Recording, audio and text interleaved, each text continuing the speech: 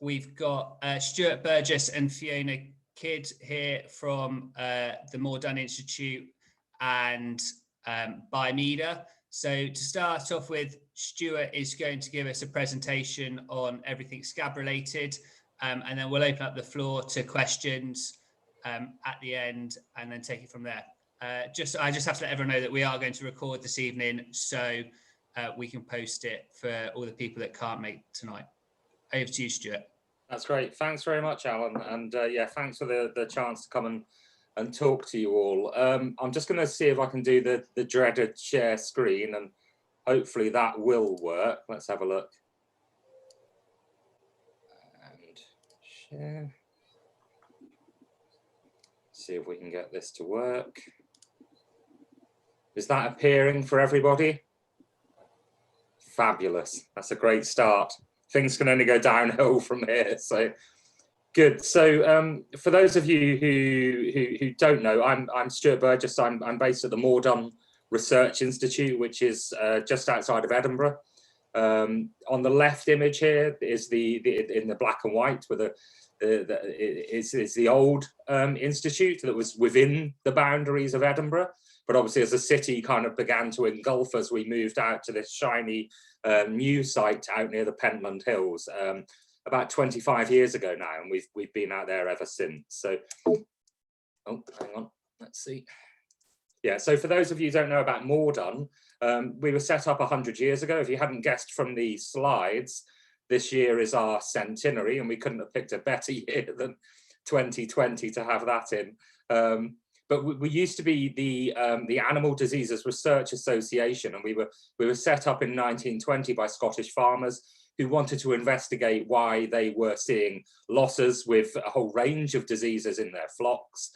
So they were very kind of well, very cutting edge at the time, and they set about to recruit some scientists and veterinarians to try to investigate those diseases, and we've kind of gone from strength to strength. The Moredun Foundation, which controls the Moredun Research Institute, has about 12,000 individual members. So we're still largely controlled by farmers, by our members, and we target diseases that are of interest to our stakeholders. So I'll come back to this little picture of the bus here, which was the old mobile laboratory for the ADRA. Yeah, so this is just shows our mission. So our mission is to prevent and control infectious diseases of livestock, and we do that through generating vaccines, diagnostic tests, and also other disease control strategies. So that might things like targeted selected treatments for anthelmintics, those sorts of approaches. So I just highlight, this is the old bus, and we're taking a bit of a sort of step back, a journey back to the future, if you like, now. So we now have this this fabulous new shiny bus, which is our new outreach and mobile lab. So we had hoped to be out a lot this year, but obviously that's been curtailed for obvious reasons. So hopefully next year we'll be out and about, and you'll be able to see this bus out in the field, hopefully doing some research as well. So, but also largely it's about getting some of the messages out there in terms of best practice. So for those, if you haven't experienced sheep scab, the lucky ones amongst you, it's caused by this mite here, Psoroptes ovis, which is an ectoparasite. It lives on the skin of the sheep, and it causes an intense itching and inflammatory response on the skin. This is a picture by Neil Sargison at the Dick Vet in Edinburgh, and it's a great picture of scab in a flock because it shows almost all of the kind of classical signs of scab. In the foreground here, you have the wool loss, you have animals rubbing up against fence posts, and in the back there, you've got this animal that's kind of arcing its back around and doing this classical kind of lip smacking behavior. And that's really, the animals are doing all they can to try to get to the site of infestation, which is intensely itchy. So it's one of the top 5, or consistently one of the top 5 sheep diseases from financial and welfare perspectives. It's endemic in the UK. We've looked at costs more recently. So estimates from Bristol University just published last month have now shown that the costs have actually probably closer to more than £80 million per year, and that's including costs for control, production loss, and so on. Prevalence is probably somewhere around 10 to 15%, but of course there's a stigma associated with scab. So, you know, it is almost certainly underreported as well. I should point out that that stigma is not necessarily warranted. You know, it isn't a disease of bad practice or bad farming, bad luck more often than not, but that's something we can do things about, and hopefully I'll kind of cover that today. The one difference between Scotland and the rest of the UK is that the scab is notifiable here in Scotland. So that provides a few extra controls around the disease, but of course it also brings its own problems with the notifiable status. So here you can see a nice picture of a scab mite. So I don't know if you can see my cursor here, but you can see the mouth parts here. They're not biting mouth parts, and they're not designed to pierce the skin. The mite simply abrades the skin, and that causes a type of sort of serum to come out from the skin, a serous exudate, and the mites then feed on that. So it doesn't abrade the skin, it just kind of just irritates the skin, causes an allergic reaction, in fact. That then leads to an inflammatory response, and that inflammatory response causes this lesion you see down in the bottom corner here. Those little white dots you see, they're mites. They're probably about 0.5 millimeter across, and they are cunningly white and sheep colored. So very difficult to find the actual mites themselves on an active lesion. They graze around the edge of that lesion. And then basically as that lesion expands, the mite numbers grow and grow, but they continue around the edge of that lesion because that's where the inflammatory response is being triggered. So that's the nice place. So that's why you see the lesions getting bigger and bigger. And all of this causes an intense itching and that further development of that lesion. A couple of graphs here which just show, the first graph here just shows the lesion area, and the second shows the number of mites as the disease progresses. So this is lesion area on the graph on the left here, and then over time. And what you can see here, the difference between subclinical and clinical disease. There is a phase in scab, and that can last for weeks, and in some cases even months, where the animals are infested, but they're not showing any obvious signs of disease. And that's kind of partly due to the fact that the mite numbers can be very low at that early infestation. And it's only as the mite numbers start to expand, as you see here, that the lesions then grow, and then those clinical signs become more apparent. So it's really difficult to deal with that issue of subclinical disease with scab. So once infested, it can take many weeks before clinical signs appear. But also the big issue is that because scab is so infectious, it's very easy for it to spread during that subclinical phase. So it's estimated that somewhere between 60 and 90% of a flock could be infested before you actually notice it through clinical signs. I'm going to make you all itch here, unfortunately, so I apologize for that in advance. But here's some of our mites that we've harvested. And you can see it's, you know, it's sort of a scene from, from hell, unfortunately. And you can imagine, you know, how intensely itchy that would be on the back of your neck, for example. These are some of our donor sheep. So these have been infested with mites. We only do this for a very short period of time because of the welfare aspect, but the mites on this animal have been put between the withers, and you can see they will literally do whatever they can to alleviate that itch. It is intensely itchy. So you can imagine an animal that has not been treated, that's in the field, that might have been infested with this for a number of weeks. Then those welfare aspects become really, really important. And also because of the behaviors that incites, for example, the rubbing and the scratching, that can of course lead to the transmission of the disease to other animals and to things like fence posts and so on. I'll come on to that in a little bit as well. Let's come off of that. Okay, so how is scab spread? So there's indirect and direct issues here. So the mites depend entirely on the host. They cannot survive off of the host for prolonged periods of time, and they cannot thrive off of the host. So as soon as they come off of the host, for example, here on a wool plug on this tree, as soon as they're off of the host, they're dying. And they've got around about 2 weeks to 17, 18 days.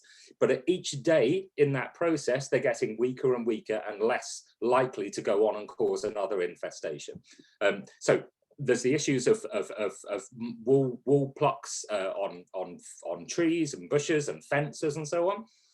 There's also issues around transporters and issues around, pens in markets and so on. But then, of course, in market situations, you've also got that direct contact. You've got that potential for direct sheep-to-sheep contact to cause the spread of the disease.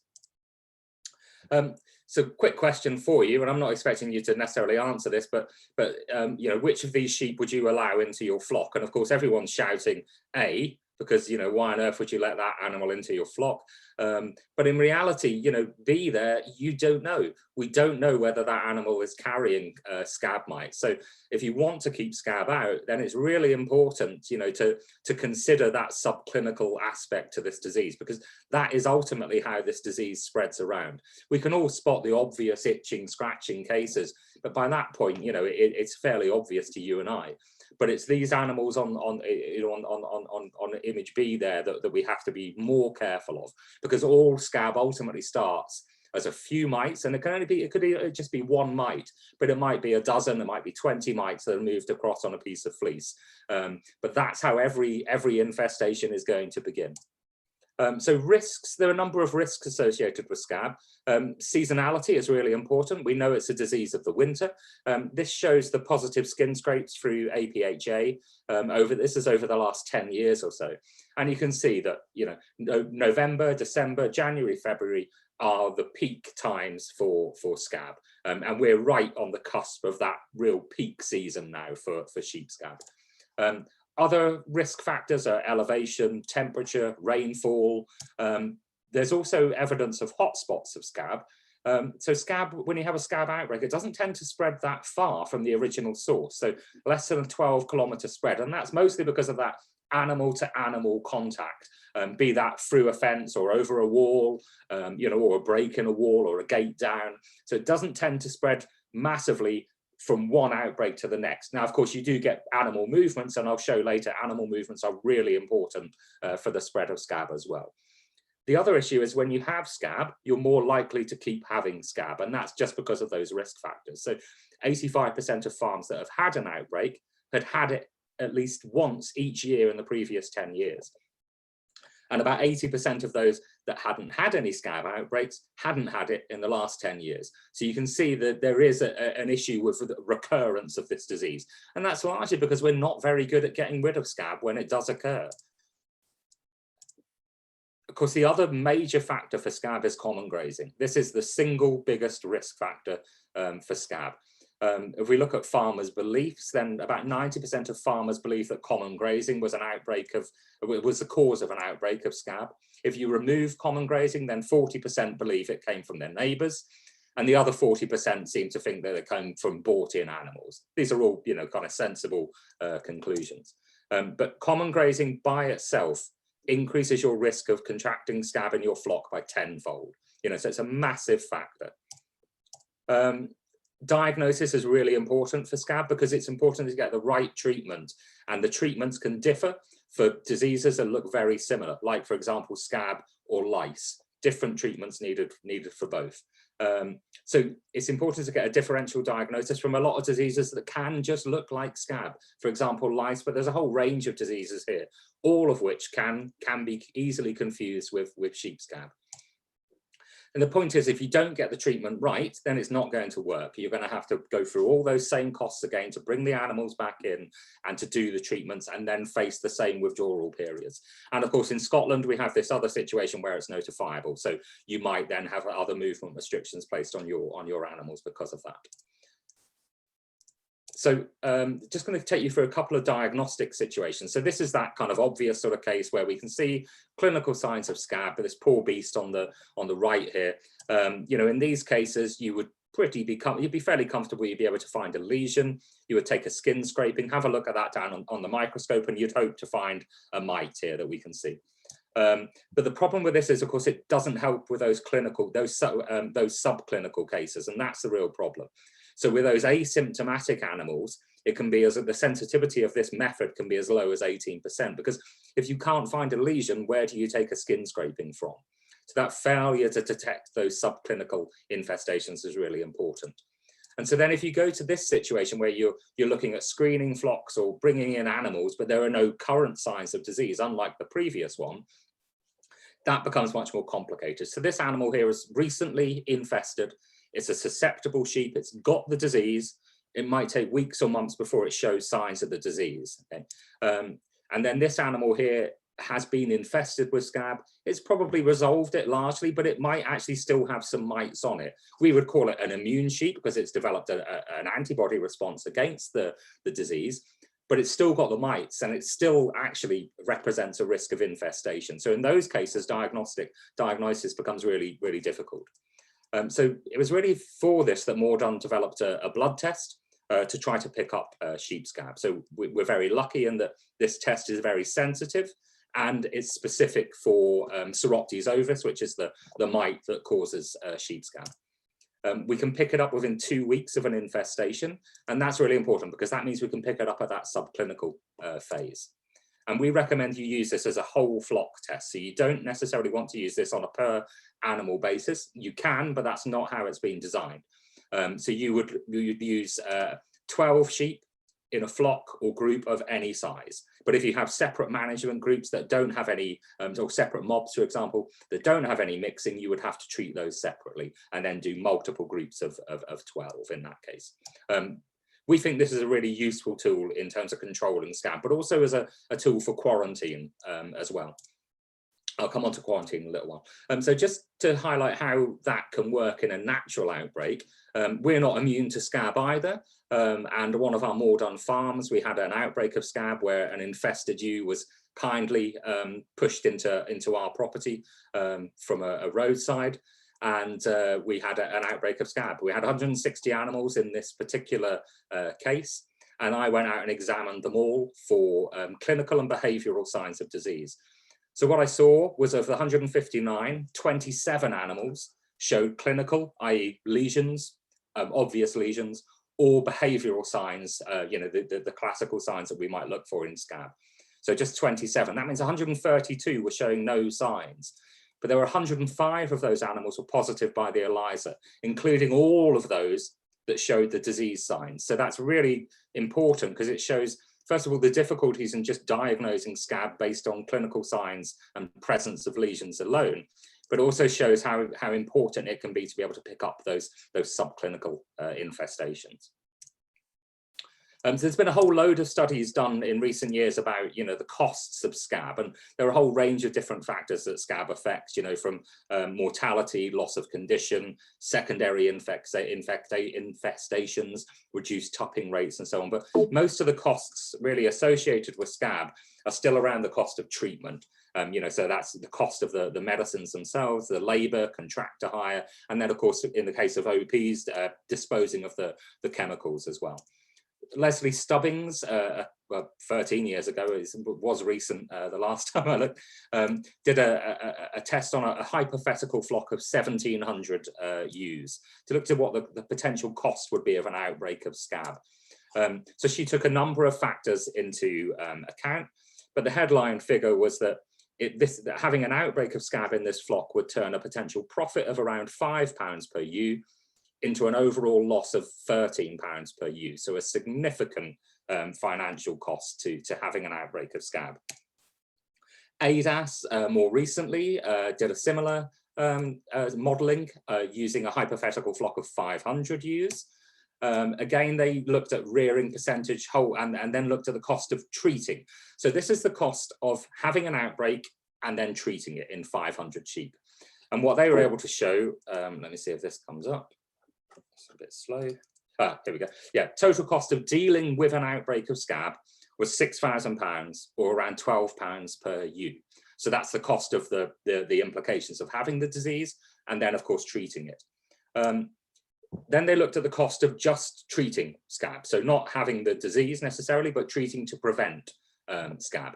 So the cost for that were obviously just the cost of the whole flock treatment and then the labour costs associated with that. So that came around £900. So if you think of it from a cost benefit perspective, it's better to treat to prevent scab than to deal with the costs of an outbreak.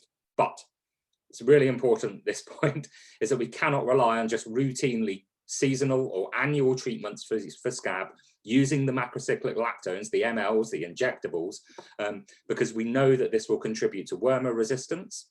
And we also know that we are starting to see sheep scab mites that are resistant to those MLs. So that's not a long-term approach, and that's not one that we would recommend. And in reality, good biosecurity and quarantine should be sufficient to deal with that. So then we need to use some of these tools that we have to ensure that.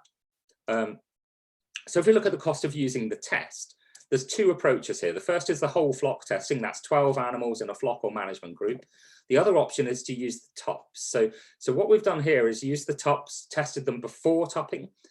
They go out, they service the ewes. When they come back, we test them again. So we're using them as sentinels of disease. They're going out, they're meeting lots of ewes, and then we can test them afterwards and see if their antibody levels have increased in that time period. And the main reason for using that approach is that it could, first of all, you can look at multiple groups, but also so you can cover more animals, but also it's cheaper because you can test fewer ewes in that, fewer sheep in that case. So the current test costs are £6 per animal. So for the whole flock testing, you're looking around £70. For the top testing, if you looked at say 5 to 10 tops, you're looking at £30 to £60. Plus, of course, you need to add your vet fees and call-out costs. So probably around about £160 in total to run the test. Now, if the test comes back negative, you don't need to treat. Over the £900 cost of treating that we saw in the previous slide, you've suddenly saved yourself around £800. If it's positive, you've got the additional cost of the testing, but you now know that you've got scab. So you know what you're doing, you can give the right treatment at the right time, and you're not going to waste your money because you're not going to confuse it with lice. This test does not react with a lice infestation. So when might you use that test? We suggest that you might use it around a little bit earlier in the year than this, perhaps, instead of a routine prophylactic treatment. And as we've shown here, it can save you money. So it's not a terrible idea. We used the test out on the Isle of Mull a few years ago, and I'll show you kind of why we selected Mull. So this just shows notifications under the sheep scab order in Scotland, because remember, it's notifiable up here. So that's between 2010 to 2016, which are the years before we did this study.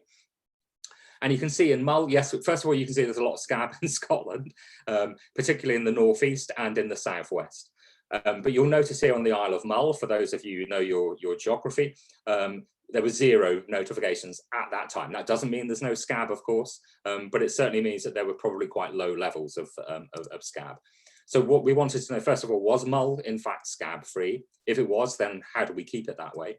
And if it wasn't, then in order to be able to target it, we need to know where it was. So using the test will be able to tell us that. So this was funded by Moredun and also by the NFUS. We tested all the available flocks we could get. I think it was around about 1,000 sheep in total over about 80 properties. Remember, 12 animals per test. And what we found was no scab or very, very low levels of scab. And I'll show you that image in 1 minute, which describes that. Then in the second year, instead of testing the ewes and the whole flock test there, we looked at using the top approach. So again, that means we can use fewer numbers. And what we saw here was a really different pattern of responses. We know that that isn't because we're testing the tops, because we've looked at that on a large scale. But what we saw, and you can see here between year 1, this is the test response here. In year 1, we can see just a few borderline positive tests here, all of which were followed up clinically, and no evidence of scab was found. But in year 2, completely different pattern of responses. Lots of very high positives and lots of what were still borderline positives. And actually what this showed, that there was in fact an outbreak of scab. The test, which is really encouraging, picked it up first, and we were then able to use that test to follow the contiguous properties and also to follow up any movements from that area by following the animal movements and testing the incoming testing the flocks that they moved to. At that point, no further cases were detected, but what it highlights is the need to be very vigilant when it comes to scab. And then the question is, well, what next for Mull? So we can assume that Mull is either free of scab, which obviously I don't believe for a second. I believe that there are quite low levels of scab there, and we kind of know the areas on Mull now where that scab is. But the island status of Mull, you can only get there by a ferry, 2 ferries in fact. That means the risk of further outbreaks is low, but obviously it's not gone, and we can only get rid of the risk completely by blanket treatment, treating all animals, and and testing every animal that came onto the island, and that's probably not going to happen. So then biosecurity and quarantine become really important tools in order to maintain that status. So biosecurity for Scab really is maintaining fences, so checking for gaps, particularly paying focus and attention to shared rubbing areas, because that's obviously a high risk area for transmission. Double fencing is absolutely ideal. It's always recommended about 3 meters apart. Of course, in many cases, that's not going to happen. But if you think about it from a risk perspective, this image down in the middle here at the bottom, those are maybe 60 centimeters apart. I appreciate there's a road on one side, but even that reduces the risk. It doesn't eliminate the risk, but even just having those 2 fences, even 60 centimeters, a meter apart, has a big impact on the spread of the disease. Yes, it's ideal if it's a couple of meters, but I appreciate that's not going to be possible in all situations. And if you can't double fence entirely, then at least cover those high risk areas as well. Secure gating. Of course, that's not always in our own hands. Of course, the general public can influence that one. Communicate with neighbours, coordinate treatments. That's critical for Scab. If you don't communicate, if you don't coordinate your treatments, then it just keeps spreading from one property to the next, because different people do different things at different times, and it's not coordinated, and the disease loves that because it will just keep on cycling around. Select new animals from known sources or health status, treat incoming stock, and quarantine for at least 7 days, but also you can test them. That's the other option here. If you don't want to treat everything coming in, then you can also test. I'll come on to treatment in a minute as well. Clean any shared handling equipment, transporters as well, or at least leave them idle for 2 to 3 weeks, and that will also deal with a lot of the risk. And ensure that visitors and contractors follow the same biosecurity policies that you yourself adhere to. This is a little video here that just shows why biosecurity is so important, not just for Scab, but this is particularly focused on Scab. So let's see if this will work. So the animals down in the bottom corner here, there's 6 sheep there, naive for sheep scab. They've never seen any mites. The animal, we'll call him Itchy, who's coming in here, has been infested now for a few weeks. He's got a lesion, probably the size of an A4 sheet of paper, and he is quite infectious now. And you can see quite quickly that animal comes in. Of course, they're sheep, they're going to flock together. What happens here in the next 2 weeks, these animals are co-housed together for 2 weeks. In that period, all of those animals become infested. So that spread of disease happens really, really very quickly. And that's why biosecurity is important. Scab, I mentioned about animal movements being a big risk factor for Scab, particularly long distance animal movements are really important for the spread of Scab. 72% of outbreaks are caused by animal movements. There are unintentional ones, for example, stray animals, and they might be subclinically or clinically infested. Intentional, which is when you're buying stock in, they may just be subclinically infested, or they could get infested during transport as well. When you're purchasing stock in a closed flock with good biosecurity, you should never have an issue with sheep scab. If you do those things, you will not get sheep scab, barring miraculous events where a sheep manages to get over 2 fences, and these things happen, of course. So it can only really be introduced for your own action. So it's in your power to deal with scab. So any stock you're bringing in, then make sure you know the health status of those. There's a whole range of diseases that you might want to assess, and resources like SCOPS, the Sustainable Control of Parasites of Sheep, is a wonderful resource, completely free, of course, and that gives you some great tools to manage quarantine. Stock should be seen before purchase, if at all possible. And if you're suspicious, buyer beware. I think where you can turn down, then do so if you're worried. Tups, again, the same. Get them in early so that you have the opportunity to quarantine them as well. I think that's quite important. And when you're sharing tups with other properties, again, just be equally as sort of diligent there. Use dealers with caution, make sure ear tags are checked and so Quarantining for scab is important. So quarantine all stock entering or re-entering. Assume everything has scab and then take it from that level. So that's all new purchasers, lone sheep, returning sheep, anything that's moved off to remote grazing or overwintering, especially if there are contiguous, if there are sheep on contiguous properties. How do you prevent the reintroduction of scab? So again, I mentioned about SCOPs. So there's a link here for SCOPs. I'll make sure, what I'll do with Alan is I'll make sure I circulate some of these resources as well, so he can send those out to you. But also Moredun have recently developed this booklet, Sustainable Parasite Control, Test, Don't Guess. So that deals with scab, with fluke, and also gastrointestinal nematodes or worms. So there's some really good resources there. They're all obviously completely free, and we'll make sure we get those circulated out to you as well. So what do you do if you do get scab in your flock? What if you find yourself in this situation? First of all, don't panic. We do have tools to deal with this. It's just important to make sure that you get it right. And again, that point of communication is really important. Speak to your vet, of course, and get the best possible advice that you can. So we do have options to treat scab. We don't have a lot of options, but we do have some options. We have the organophosphate or OP dips. But of course, these have issues. There are risks to the environment with these. They have quite high labor costs. Disposal of the dip is complicated, and of course is licensed as well. The withdrawal periods can be quite long. And of course, there are some animals that you can't dip. The other option are the MLs or the injectables.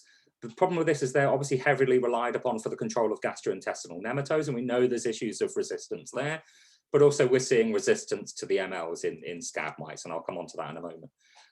So first of all, misdiagnosis and inappropriate use. These will not work for lice. The MLs will not treat lice. So you need to make sure you've got the right product at the right time and you're giving it to the right animals.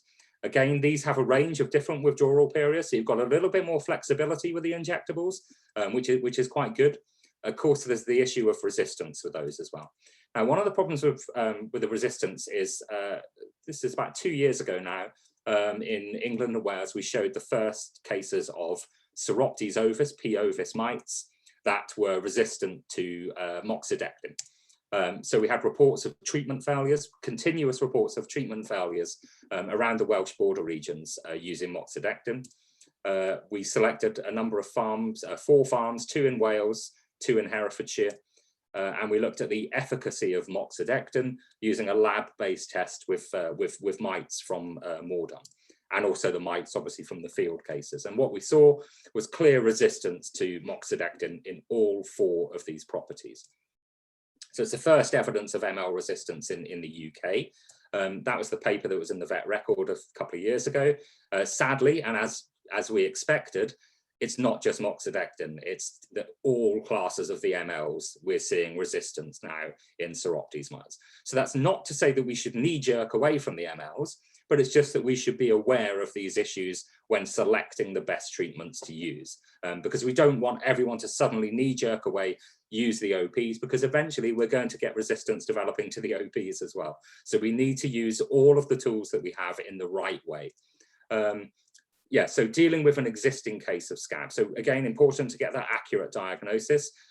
You can do that with your vet and get a skin scrape and get that definitive diagnosis. There's the option as well to use the blood test. Treat all the sheep. That's crucial. You have to treat everything. So in the winter is a good time to do that. You've got fewer sheep. You've got less issues around meat withdrawal periods as well. So that can be helpful. Use a licensed product and follow the instructions. For plunge dips, make sure that you calibrate the bath, make it up correctly, follow the manufacturer's instructions, dip each animal for a minute, make sure the head is plunged under the dip as well. And the really key part is to replenish the dip as you go, because the dip compound, the active, will get taken up by the fleece, but it will also get absorbed into the dirt and sediment in the wash, and that will take it out of the dip. So it's important to replenish that as you progress. For the MLs, weigh and dose by the heaviest animal. Inject all and make sure you inject them all correctly using the appropriate method. Don't mix them with untreated sheep unless you're using a product that's got some residual protection against reinfestation. So these are the main options for treating scab. You've got some of the injectables here, so Noramectin, Dectomax, the 2 Sidectins, the 1% and the long-acting, and then the OP dips as well at the end. And you can see they have a range of different withdrawal periods and a range of administration methods as well. And the key is to make sure that you adhere to those, but also to select the best product for that particular situation. Plunge dipping has a lot of advantages. It's broad spectrum, so it's not just treating scab, it's also going to cover things like lice. It's cheap, relatively cheap to do. Throughput can be quite high. It gives a long protection, good residuals. You don't need to weigh the animals. Resistance isn't an issue at this moment. And if you do have resistant mites, you can use an OP to get rid of those mites. So that's quite good. Even if you do get ML resistance, we can use the dip to get rid of those resistant mites at this stage. So that's good. And you don't need to necessarily move them after treatment, but there are disadvantages. It's expensive to get the infrastructure set up in the first place. Labor costs can be quite high. There's the issues with the environment and toxicity, disposal. You need to be certificated to do it. And it's not going to be suitable for every situation, and particularly for small flocks. Bimeda have put a really nice animation together here on gold fleece dip. It's on YouTube. I'm sure Fiona will be able to circulate that link afterwards. But it's a really good resource if you are going to be using an OP. For the injectables, the macrocyclic lactones or MLs. Again, they're ready to use. They're low labor costs. You can take it wherever you want. It's not a dip bath. You can use them for small flocks or just a few sheep. You don't have to worry about disposal. There's no environment or health issues unless you manage to stab yourself. Single treatments are available as well as the multiple dose or the 2-dose systems. And some of them protect against reinfestation. So that's quite useful. But again, the disadvantages, they're quite a narrow spectrum. It's only really going to be dealing with scab because you can't use these to treat lice. You have to dose to the animal weight. There's a whole range of different injection sites. Subcutaneous can be a challenge, especially if you're trying to do, 1,000 sheep. Even IM, intramuscular, even I can stab a sheep quite happily, but I'm going to miss. The chances of missing one animal in 1,000 are there, so you have to be really, really confident you're treating every single animal and getting every animal accurately in the full dose. Some, of course, require repeat dosing. Some are single treatments. Some you need to move post-treatment as well. The meat withdrawal periods can be longer for some, and there's those issues around resistance. So neither of these methods are perfect, but they have their place. Each has their place. So treating prophylactically for scab is a contentious issue. So should you treat all sheep annually to prevent scab? And a lot of people do this. If you've got a closed flock, then you should most definitely not be doing this because you're throwing money away. There's no need for you to do this. However, if you're in a high-risk area, then this is something you might want to consider. However, I would urge that you possibly use a dip instead, or that you test instead of relying on that continuous treatment, particularly with a long-acting injectables. If your neighbor has flock, if your neighbor's flock has got scab, you are 10 times more likely to have scab. If your neighbor treats prophylactically for scab, you're less likely to have scab. So your disease status or your flock's disease status is entirely dependent on your neighbor's disease status. And that's why it's really crucial that you cooperate and you coordinate everything when it comes to treating scab. There are a number of hurdles to controlling scab. So there's the issues around the overuse or misuse of the existing treatments, lack of cooperation, communication, non-validated means of control like showers or jetters. These have not been validated to treat scab using plunge dips. The key is in the plunge dip part. They are only validated for that route of treatment, and they have not been shown to work to treat scab. So beware, do not use those. I would highly suggest you don't use those. There's the potential, obviously, for mites to generate resistance to the ML, certainly now. OPs, I think, in the future, it's inevitable. These mites are very good at developing resistance. There's the harmful effects on human health and the environment that we need to consider. There's the issues of welfare as well around continual scab infestation in a flock.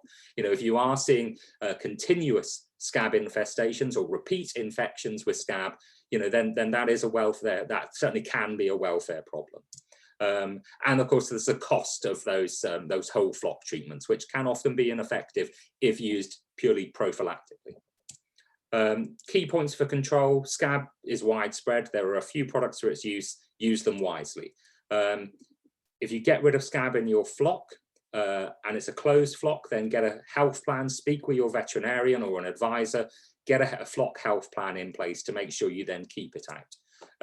Scab can only come in with infested animals, so keep them out and you keep out scab. Make sure your boundaries are as secure as they can be. Assume everything that's coming in is infected or poses a risk, and then treat and quarantine and treat accordingly. Again, if you go to the SCOPS website, there's some great resources there in terms of ensuring you use best practice. Make sure all contractors follow the same protocols that you do as well. And on common land, of course, we saw as a big risk factor for scab. So again, follow all of the above, but cooperate to look at clearances, frequent common clearances for 21 days to make sure that you've got rid of any environmental risks, and also getting rid of any feral sheep as well, either capturing them or shooting them. But they are another big risk for scab, particularly where there's woodland as well. This is a quick video that I just want to show you that Moredun have put together, which is Stop the Spread. And it's just to reiterate some of those points, but just let me know if you can you hear this, Alan?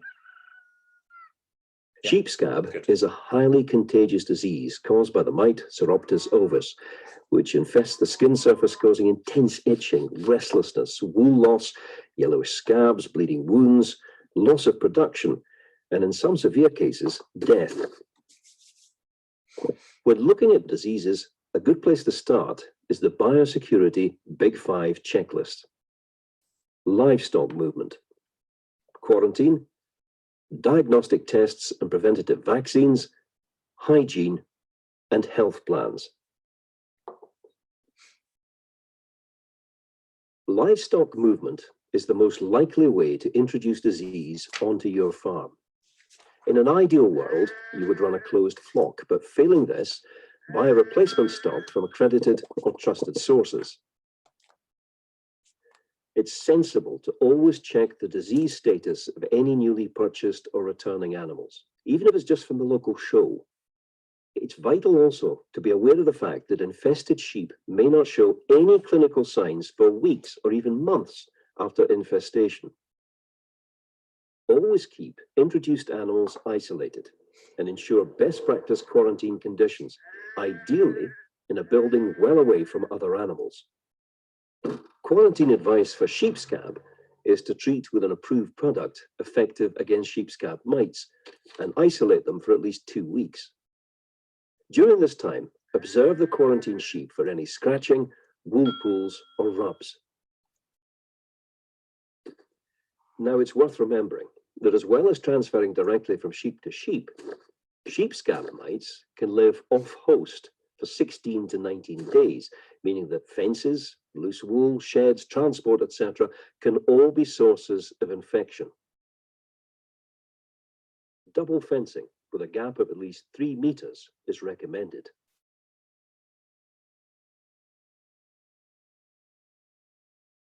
Sheep scratch for many reasons, so making assumptions can cost you time and money. Remember that in the early stages of sheep scab infestation, there will be no evident clinical signs. The new diagnostic for sheep scab, which has been developed by scientists at Moredun, is very effective at diagnosing early infestation. You only need to take a blood sample from a small proportion of the flock, say a dozen from a group of up to 2,000 sheep. Treat all sheep in a group diagnosed with sheep scab with an approved product. Knowing disease status is important, and prevention is always better than cure. Hygiene is very important when preventing disease. Always practice good hygiene, including the use of effective disinfectants.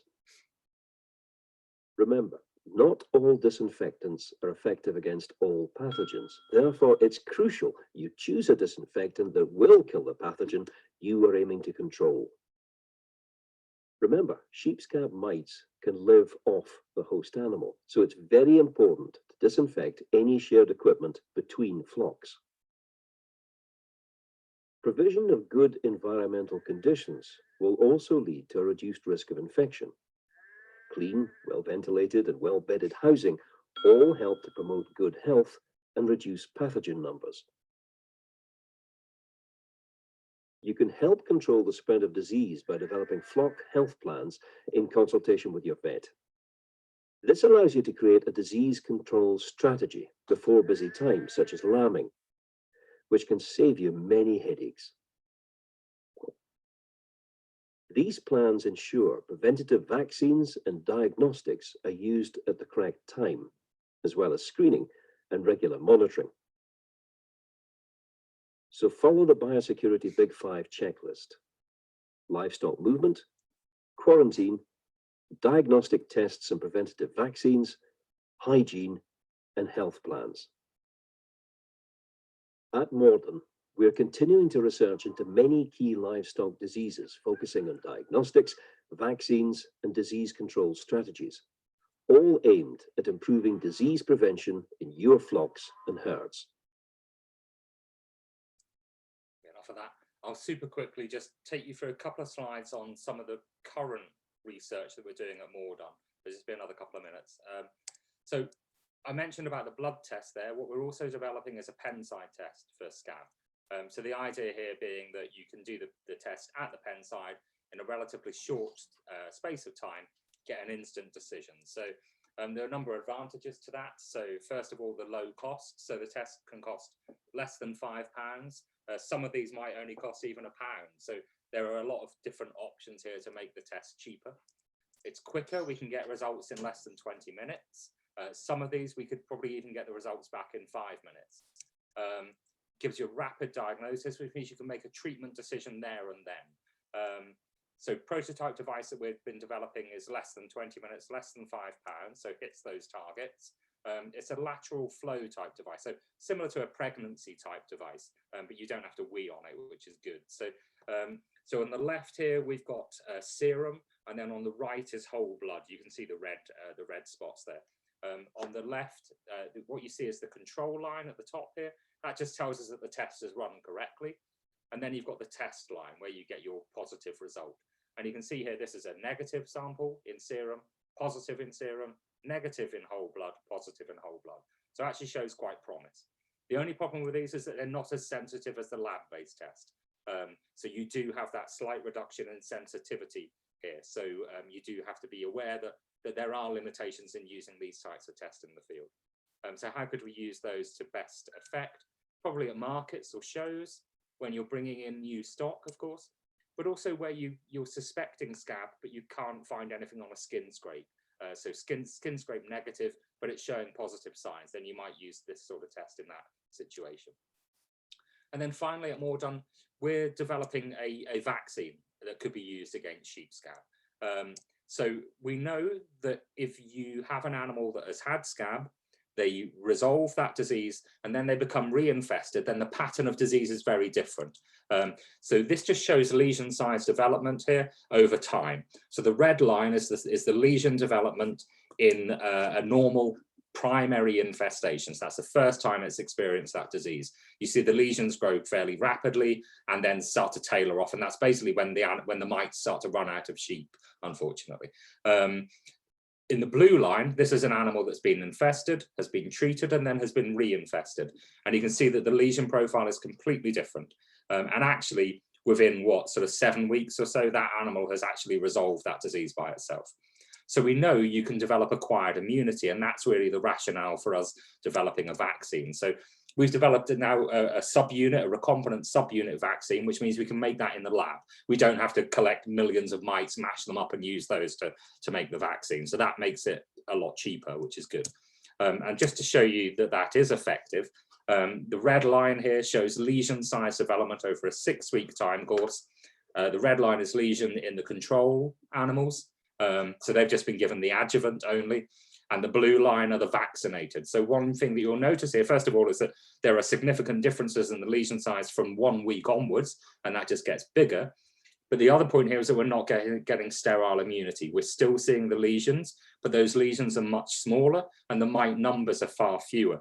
So that means those animals are less infectious to other animals, and that limits the spread then from one animal to another and from one flock to another. And that's how we suspect we would probably use that vaccine in the field.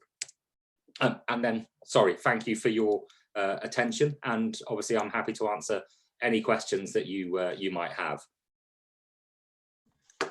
Well, thank you very much for that, Stuart. It's really interesting. I think you highlighted lots of important points there. Fiona, do you have anything you'd like to add from Bimeda's point of view with regards to dipping? With the dipping protocol on farms, the important thing is to remember to dip the sheep and not use jetters or spray onto the sheep, because it will not work, and we want to keep this product safe for the future. As Stuart highlighted, our armoury for controlling sheep scab is pretty limited, and we need to look after the products that we have currently available. So please dip sheep, no showering. That's the main message from me this evening. Perfect, thank you. Oh, sorry, over to you, Stuart.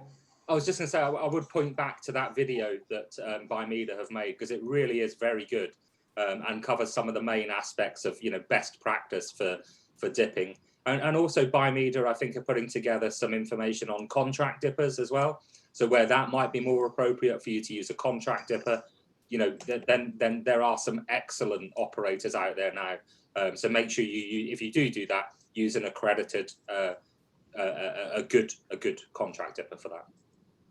Yeah, we're definitely trying to get a list of dippers that we're keen to work with up here in Lancs. I'm sure the guys in Whitchurch and Bakewell would be happy to do the same.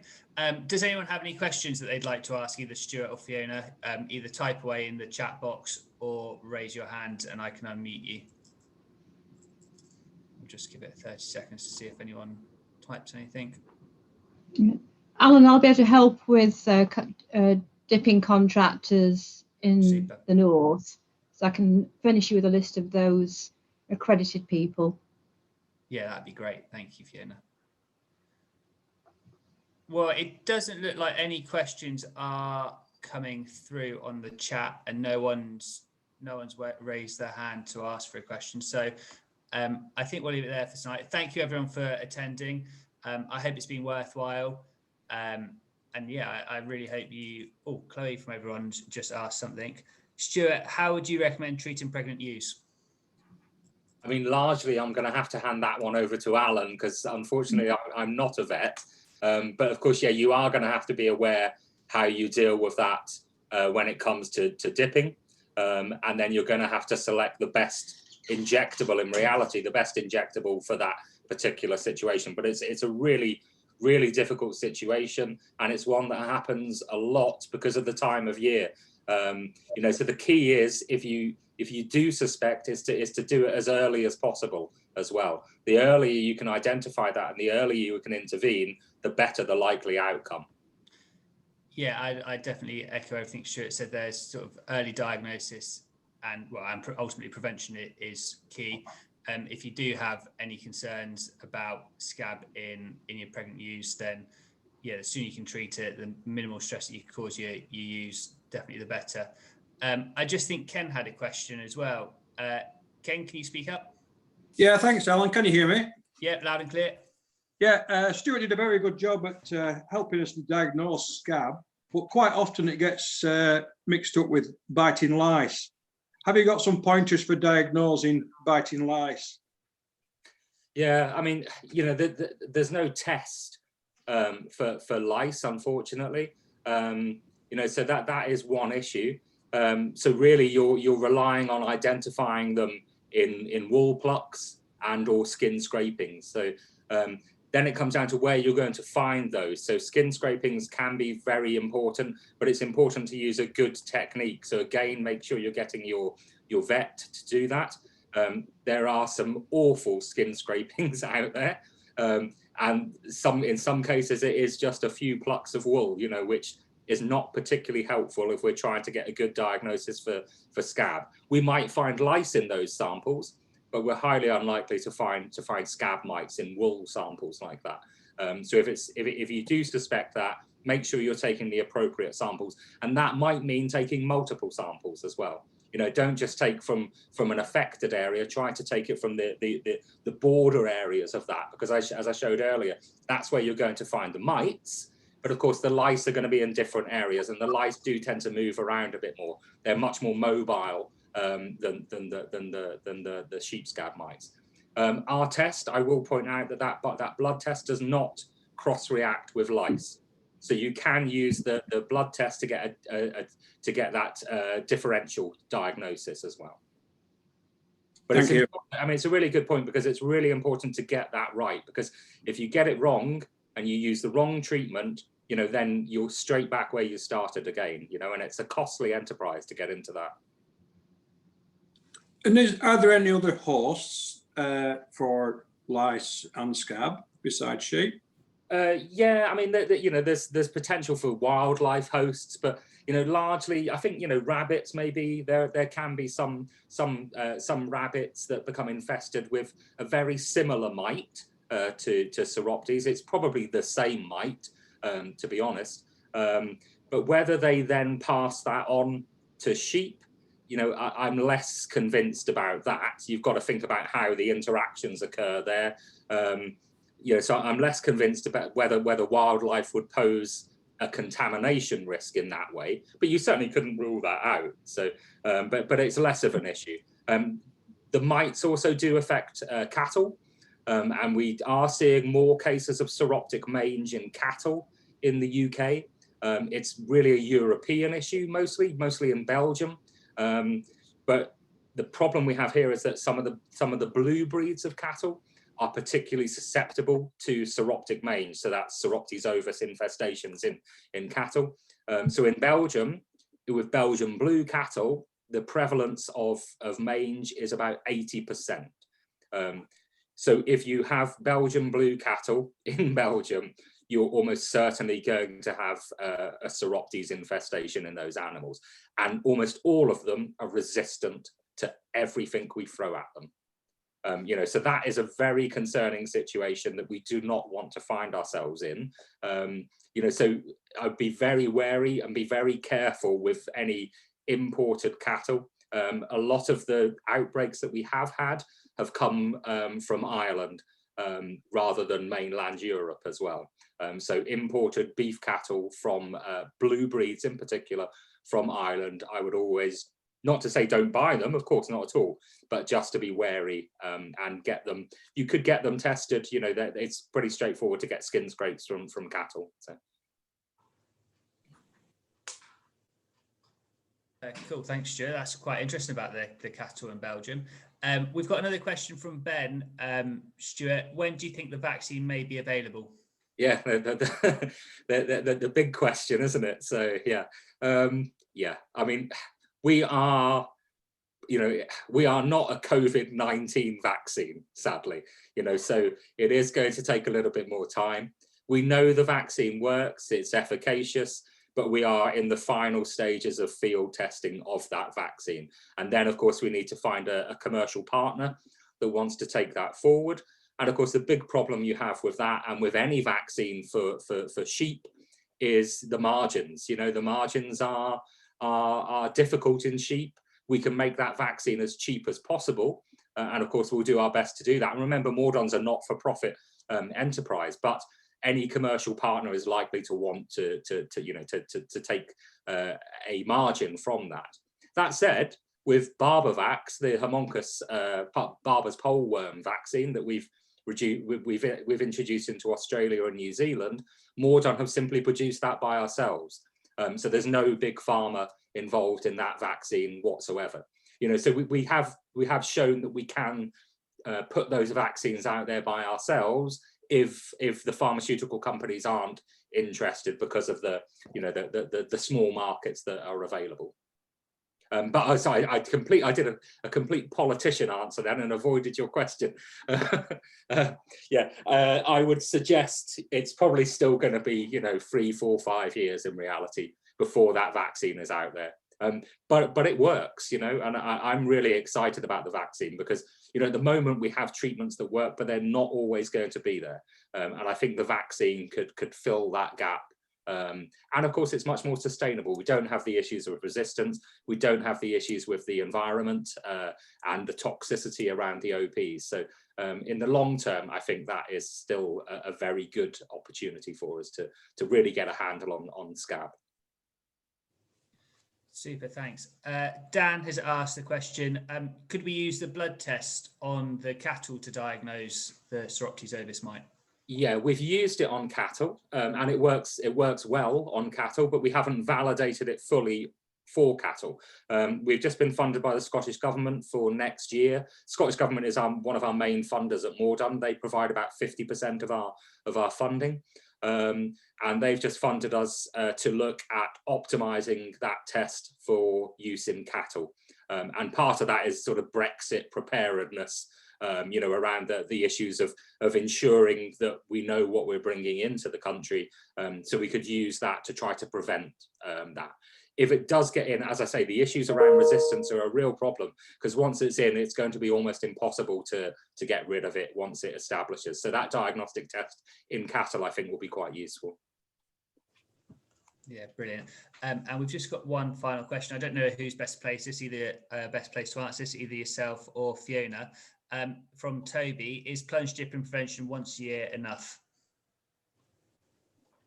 Happy to let Fiona try that, but yeah, we can do a team effort on this one.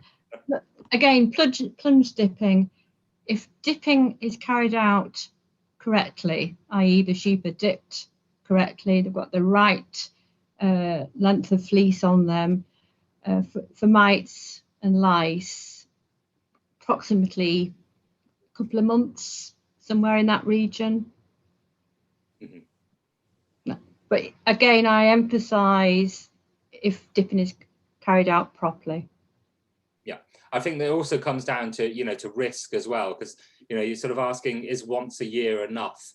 Fiona's mentioned the residuals there. So you've got that residual protection for a period. And if that covers the main risk factor or the main risk period, then, that's great. But you saw from that graph at the beginning that showed when Scab is most prevalent, yes, it's most prevalent during the autumn and winter, but it doesn't go in the rest of the year. It's still there. We still see cases of Scab throughout the year.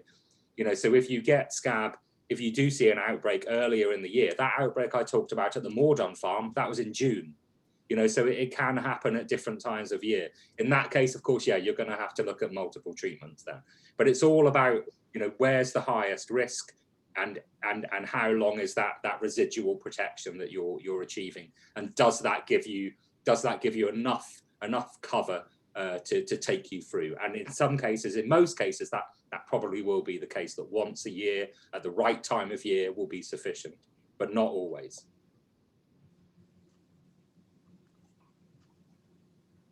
Super. Well, that's all the questions that I've had come through on the chat. So unless anyone else has anything, I think we'll call it a night. Thank you once again for Stuart for presenting a really interesting presentation, and for Fiona for her help organising tonight. I hope it's been useful. It's definitely stimulated some interesting conversations, especially the cost benefits of doing the testing, and you may be treating your flock unnecessarily. So that would definitely be something worth considering. I think Stuart presented a very convincing case for that testing. As always, if you have any questions, feel free to get in contact with either myself at Lancashire or Dan and Andy at Whitchurch or Bakewell. Super. Cool. Thanks very much, guys.